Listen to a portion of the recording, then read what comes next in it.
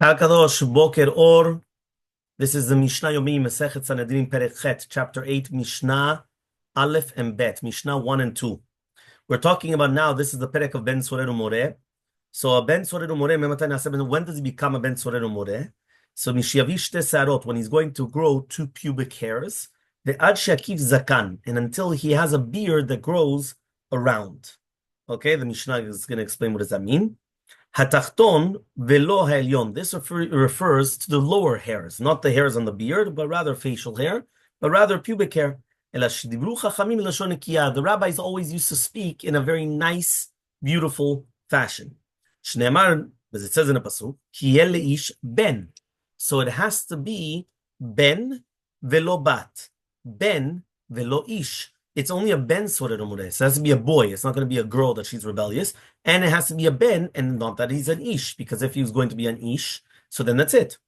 Okay? So therefore, that's the way that it learns. Hakatan is going to be patur. Shelo ba lichla mitzvot. A minor is always going to be exempt from the mitzvah of ben sorer umoreh, or the punishment of ben sorer umoreh. Why? Because he doesn't come into the mitzvot. Mishnah Bet says, Memata chayav, when does a youth become liable to punishment? Right? When when he's going to eat a tarmid, it says here a tartemad is basically a half of a maneh of meat. That's a measure of meat. Okay, here it says it's 100 dinar. The maneh is 100 dinar, so it has to be that he has to eat which is partially cooked. That's how bandits eat it. Right? He has to drink a half of a log of Italian wine. So therefore, only if you do those two things, you become a ben sorer umoreh. Rabbi Yosef says maneh basar velo yain. It's not a half. Because here he said tamnetar basar, which is half of a maneh, and chetzi log. According to Shitat Rabbi Yosef, it's a full log and a full maneh of basar.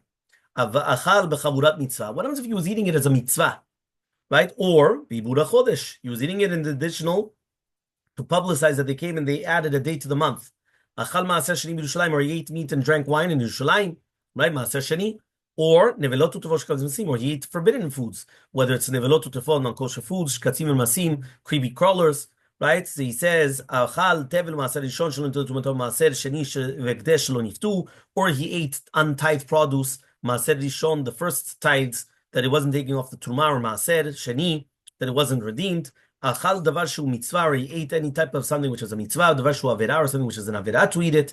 Achal kol ma'achal v'lo achal basar, if he ate everything but not meat. Or he drank shata kol mashkev lo shata yain, but he didn't drink wine. Eno naaseh. In all these cases, he's not a ben sorer umoreh. Ad sheyochal basar v'yishteh yain, until he's going to eat meat and drink wine. Shneimar b'says pasuk zolel v'sofeh, a glutton and a guzzler. Now there's no proof to this, but there's a hint to it. Why? Shneimar al ti v'sofeh yain v'zolel basar lamo.